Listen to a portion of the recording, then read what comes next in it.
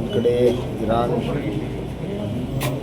ಮತ್ತು ಅಮೆರಿಕ ಯುದ್ಧ ಒಂದು ರೀತಿಯಲ್ಲಿ ಮುಂದುವರಿತಾ ಇದೆ, ಮುಗಿಯುವಂಥ ಕಾಣ್ತಾ ಇದೆ. ಮತ್ತು ಇನ್ನೊಂದು ಕಡೆ ಯುಕ್ರೇನ್ ರಷ್ಯಾ ಕೂಡ ಮುಂದುವರೆದಿದೆ. ಯುಕ್ರೇನ್ ರಷ್ಯಾ ಆದಾಗಲೇ ನಮಗೆ ಭಾಳಷ್ಟು ಸಮಸ್ಯೆ ಆಗಿತ್ತು. ವಿಶೇಷವಾಗಿ ನಮ್ಮ ರಸಗೊಬ್ಬರದ ರಾ ಮಟೀರಿಯಲ್ ಫಾಸ್ಫರಸ್ ಅದೆಲ್ಲ ಯುಕ್ರೇನ್ನಿಂದ ಬರ್ತಾಯಿತ್ತು, ತೊಂದರೆ ಆಗಿದೆ. ಹೆಂಗೋ ಮಾಡಿ ನಿಭಾಯಿಸಿದೆ. ಈಗ ಪೆಟ್ರೋಲ್, ಡೀಸೆಲ್ಲು, ಆಯಿಲು, ಗ್ಯಾಸ್ ಇವೆಲ್ಲವನ್ನು ನಾವು ಮಿಡ್ಲ್ ಈಸ್ಟು ಮತ್ತು ಇರಾನ್ ಆ ಭಾಗದಲ್ಲೇ ನಾವು ಅವಲಂಬಿತವಾಗಿದ್ದೇವೆ.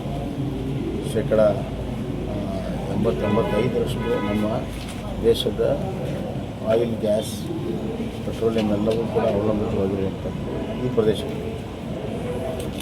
ಇಷ್ಟು ದಿವಸ ನರೇಂದ್ರ ಮೋದಿಯವರು ತಮ್ಮ ಅಂತಾರಾಷ್ಟ್ರೀಯ ಮಟ್ಟದ ಒಂದು ವ್ಯಕ್ತಿತ್ವದ ಬಳಕೆ ಮಾಡಿ ಯಾವುದೇ ರೀತಿ ಡೀಸೆಲ್, ಪೆಟ್ರೋಲ್ ಒಂದು 2 ತಿಂಗಳ ಹೆಚ್ಚಿಗೆ ಆಗದಿರುವಂಥದ್ದು ನೋಡ್ಕೊಂಡಿದ್ದಾರೆ. ಅದರ ಜೊತೆಗೆ ನಮ್ಮ ಆಯಿಲ್ ಕಂಪ್ನಿಗಳು ಕೂಡ ಸಾಕಷ್ಟು ಲಾಸಲ್ಲಿ ಮಾಡಿ ಜನರಿಗೆ ಕೊಟ್ಟಿದ್ದಾರೆ. ಯುದ್ಧ ಇಷ್ಟೊಳಗೆ ಮುಗಿದಿದೆ ಅನ್ನುವಂಥ ನಿರೀಕ್ಷೆ ನಮಗೆಲ್ಲ ಇದೆ. ಅದಾಗದ ಕಾರಣದಿಂದ ಬರುವಂಥ ದಿನಗಳಲ್ಲಿ ಸಂಕಷ್ಟ ಬರುವಂಥದ್ದು ನಮಗೆಲ್ಲ ಗೊತ್ತಿರುವಂಥ ವಿಚಾರ. ಇದು ಬರೀ ನಮ್ಮ ಭಾರತ ದೇಶಕ್ಕಲ್ಲ, ಅಂತಾರಾಷ್ಟ್ರೀಯ ಮಟ್ಟದ ಎಲ್ಲ ದೇಶಗಳಲ್ಲಾಗಿದೆ. ಈಗಾಗಲೇ ಎಲ್ಲ ದೇಶಗಳಲ್ಲಿ 8 ಪಟ್ಟು, 10 ಪಟ್ಟು, 20 ಪಟ್ಟು ದರಗಳಿದೆ, ಇನ್ಕ್ಲೂಡಿಂಗ್ ಅಮೇರಿಕಾದಲ್ಲೂ ಕೂಡ ಗ್ಯಾಸು ಎಲ್ಲವೂ ಕೂಡ ಹೆಚ್ಚಾಗಿದೆ. ಮತ್ತು ನಮ್ಮ ಸುತ್ತಿರುವಂಥ ದೇಶ, ಅದು ಶ್ರೀಲಂಕಾ ಇರ್ಬೋದು, ಮಯನ್ಮಾರ್ ಇರ್ಬೋದು, ಪಾಕಿಸ್ತಾನ ಇರ್ಬೋದು, ಆ ಕಡೆ ಸಿಂಗಪೂರ್ ಇರ್ಬೋದು, ಮಲೇಷ್ಯಾ ಇರ್ಬೋದು, ಈ ಭಾಗದಲ್ಲಿ ಎಲ್ಲವೂ ಕೂಡ ರೇಟ್ ಹೆಚ್ಚಾಗಿದೆ. ಯುರೋಪಿಯನ್ ರಾಷ್ಟ್ರದಲ್ಲೂ ಕೂಡ ಹೆಚ್ಚಾಗಿದೆ. ಏನಾದರೂ ಹೆಚ್ಚಾಗದೇ ಇರುವಂಥ ದೇಶ ಈಗ ಹೋಗಿದ್ರೆ ಭಾರತ ದೇಶ. ಆದರೆ ಮುಂದೆ ಸಂಕಷ್ಟ ಆಗೋ ಕಾರಣದಿಂದ ಮುಂಜಾಗ್ರತೆ ಕ್ರಮವಾಗಿ ನಮ್ಮ ಬಳಕೆಯಲ್ಲಿ ನಾವು ಮಿತವ್ಯಯನ್ನು ಮಾಡಿದರೆ ನಮ್ಮ ಮೇಲೆ ಬರುವಂಥ ದೊಡ್ಡ ಭಾರ, ಆ ಭಾರ ಮತ್ತು ಹಣದುಬ್ಬರವನ್ನು ನಾವು ನಿಲ್ಲಿಸ್ಬೋದು ಅಂತಂದು 4-5 ವಿಚಾರವನ್ನು ನಾವು ಹೇಳಿದ್ದೇವೆ. ಅವೆಲ್ಲವೂ ಕೂಡ ಸುಲಭವಾಗಿ ಮಾಡುವಂಥದ್ದು. ಬಂಗಾರ ಖರೀದಿ ಮಾಡಬೇಡ್ರಿ ಅನ್ನುವಂಥದ್ದು. ಶ್ರೀಮಂತರು ಇರ್ಬೋದು, ಯಾರೇ ಇರ್ಬೋದು, ಅದೇ ಅತಿ ಹೆಚ್ಚು ಖರೀದಿ ಮಾಡಿದ್ರೆ ಶ್ರೀಮಂತರು. ಬಂಗಾರ ಖರೀದಿ ಮಾಡೋದ್ರಿಂದ ನಮ್ಮ ಫಾರಿನ್ ಎಕ್ಸ್ಚೇಂಜಿಗೆ ಬರ್ತದೆ. ಅದನ್ನು 1 ವರ್ಷ ನಿಲ್ಲಿಸಿದ್ರೆ ಏನು ಅಂಥದ್ದೇನ.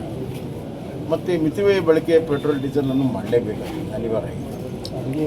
ಆಮೇಲೆ ಅದು ರಸಗೊಬ್ಬರದಲ್ಲಿ ಸಾವಯವ ಉಪಯೋಗ ಮಾಡ್ತೀವಿ ಅಂತ ಹೇಳಿದ್ರೆ ಅದು ಮೊದಲಿಗೂ ಹೇಳ್ತಾರೆ. ಪ್ಲಸ್ ಫಾರಿನ್ ಟ್ರಿಪ್ಸ್ ಕೂಡ ಕಮ್ಮಿ ಮಾಡಿ ಅವಶ್ಯಕತೆ ಇದೆ ಅಷ್ಟೇ ಹೋಗ್ತದೆ. ಹೀಗಾಗಿ ಕೆಲವು ಸುಲಭದಲ್ಲಿ ಮಾಡುವಂಥ ಇದನ್ನೇ ಉಪಾಯವನ್ನೇ ಹೇಳಿದ್ದಾರೆ. ಇಷ್ಟಾದರೂ ನಾವು ದೇಶಕ್ಕಾಗಿ ಮಾಡಬೇಕು. ನನಗೆ ನೆನಪಾಗುತ್ತೆ, ಹಿಂದೆ ನಮಗೆ ಆಹಾರದ ಭಾಳ ದೊಡ್ಡ ಕೊರತೆ ಆದಾಗ, ಇಂಡೋ ಪಾಕಿಸ್ತಾನ ಯುದ್ಧ ಆದಾಗ ಲಾಲ್ ಬಹದ್ದೂರ್ ಶಾಸ್ತ್ರಿಯವರು 1 ದಿವಸ ಉಪವಾಸ ಮಾಡಿರಿ ಅಂತ ಹೇಳಿದ್ರು. ಅದು ಒಬ್ಬ ನಾಯಕನ ನೈತಿಕ ಬಲ ಇದ್ದಾಗ ಮಾತ್ರ ಹೇಳೋಕ್ಕೆ ಸಾಧ್ಯ. ಕಾಂಗ್ರೆಸ್ನವ್ರಿಗೆ ಅರ್ಥ ಆಗುತ್ತೆ. ಕಾಂಗ್ರೆಸ್ನವ್ರಿಗೆ ತ್ಯಾಗ ಅನ್ನೋದೇ ಗೊತ್ತಿಲ್ಲ, ಕಾಂಗ್ರೆಸ್ನವ್ರಿಗೆ ದೇಶಭಕ್ತಿ ಅನ್ನೋದು ಗೊತ್ತಿಲ್ಲ. ಕಾಂಗ್ರೆಸ್ನವ್ರಿಗೆ ನಮ್ಮ ಜನಮಾನಸದಲ್ಲಿ ತ್ಯಾಗ ಮತ್ತು ದೇಶಭಕ್ತಿ ಆಳವಾಗಿ ಊರಿದೆ ಅನ್ನುವಂಥ ನಂಬಿಕೆಯೂ ಕೂಡ ಇಲ್ಲ ಅವರಿಗೆ. ಆದ್ದರಿಂದ ಎಲ್ಲವನ್ನೂ ಕೂಡ ಒಂದು ರೀತಿಯಲ್ಲಿ ವಿರೋಧ ಮಾಡೋ ಸಲ ವಿರೋಧ ಮಾಡ್ತಾರೆ. ನಾನು ಹೇಳ್ತೀನಿ, ಕಾಂಗ್ರೆಸ್ ಸರ್ಕಾರ ಈಗೇನು ಇದ್ದಿದ್ರೆ ಹಿಂದೆ ಇರಾಕ್ ವಾರ ಆದಾಗ ಕೇವಲ 3ನೇ ದಿವಸಕ್ಕೆ ಪೆಟ್ರೋಲ್, ಡೀಸೆಲ್ ಖಾಲಿಯಾಗೋದು. ಎಲ್ಲ ಗದಗಿನಿಂದ ಹಿಡಿದು ದಿಲ್ಲಿವರೆಗೂ ಎಲ್ಲ ಪೆಟ್ರೋಲ್ ಬಂಕ್ಗಳು ಕಿಲೋಮೀಟರ್ ಗಟ್ಟಲೆ ಟ್ರಕ್ಕು, ಕಾರುಗಳ ಕ್ಯೂ ಇತ್ತು. ನಾವೆಲ್ಲ ನೋಡಿದ್ದೀವಿ. ಆ ಥರ ನಿರ್ವಹಣೆಯನ್ನು ಮಾಡಿದ್ವಿ. ಅಂಥ ನಿರ್ವಹಣೆ ಮಾಡೋದವ್ರಿಗೆ ಇಂಥ ವಿಚಾರ ಗೊತ್ತಾಗಲ್ಲ. ಈ ಮುಂಜಾಗ್ರತೆ ಕ್ರಮ ಎಲ್ಲರೂ ಮಾಡಬೇಕಾಗಿರುವಂಥ ಅವಶ್ಯಕತೆ ಕ್ರಮ. ದೇಶಕ್ಕಾಗಿ ಇಷ್ಟಾದರೂ ಕೂಡ ನಾವೆಲ್ಲರೂ ಸೇರಿ ಮಾಡಬೇಕು. ಜನರಿಂದ ನಮ್ಮಿಂದನೇ ದೇಶ.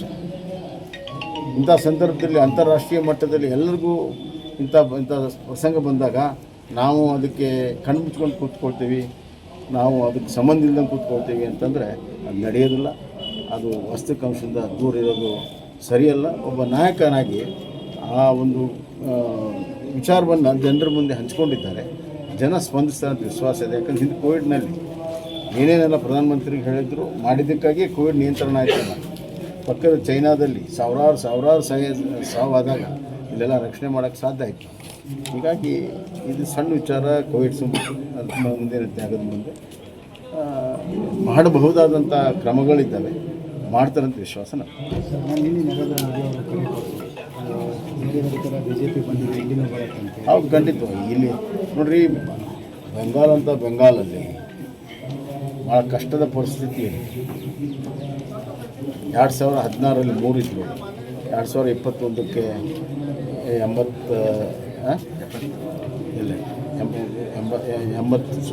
80 ಸೀಟ್ ಆಗಿತ್ತು. ಈಗ ಅದು 2005 ಆಗಿದೆ. ಅಂಥ ಪರಿಸ್ಥಿತಿ ಕರ್ನಾಟಕದಲ್ಲಿ BJPಯ ಬೇರು ಗಟ್ಟಿಯಾಗಿದ್ದಾಗ ಬಲವರ್ಧನೆ ಇದೆ. ಮತ್ತು ಇಲ್ಲಿ ಈಗಾಗಲೇ ನಾವು ಸರ್ಕಾರ ಮಾಡಿದ್ದಾಗಿದೆ. ಹಿಂದೆ ಯಡಿಯೂರಪ್ಪನ ನೇತೃತ್ವದ ನಾವು ಸರ್ಕಾರ ಕೂಡ ಮಾಡಿದ್ದೀವಿ. ಖಂಡಿತವಾಗೂ ಈಗಿರುವಂಥ ಕಾಂಗ್ರೆಸ್ ಆಡಳಿತದ ವಿರುದ್ಧ ಜನ ಆಕ್ರೋಶ ಆಗಿದ್ದಾರೆ. ಅದೇ ಮೊನ್ನೆ ಅಭಿಮಾನೋತ್ಸವದಲ್ಲಿ 1000 ರೂಪಾಯಿ ಬಂದಿರುವಂಥದ್ದು ಸಾಕ್ಷಿಯಾಗಿದೆ. ಬರುವಂಥ ದಿನಗಳಲ್ಲಿ BJP ದಿನಗಳಿದೆ. ಖಂಡಿತವಾಗೂ 2028ಕ್ಕೆ ಈ ರಾಜ್ಯದ ಆಡಳಿತ ಚುಕ್ಕಾಣಿಯನ್ನು BJPಗೆ ಜನ ಕೊಡ್ತಾರೆ ಅನ್ನೋ ವಿಶ್ವಾಸ ನನಗೆ. ಹೆಚ್ಚಿನ ವಿಡಿಯೋಗಳಿಗೆ ಪ್ರತಿಧ್ವನಿ ಯೂಟ್ಯೂಬ್ ಚಾನೆಲ್ ಸಬ್ಸ್ಕ್ರೈಬ್ ಮಾಡಿ, ಬೆಲ್ ಐಕಾನ್ ಕ್ಲಿಕ್ ಮಾಡಿ.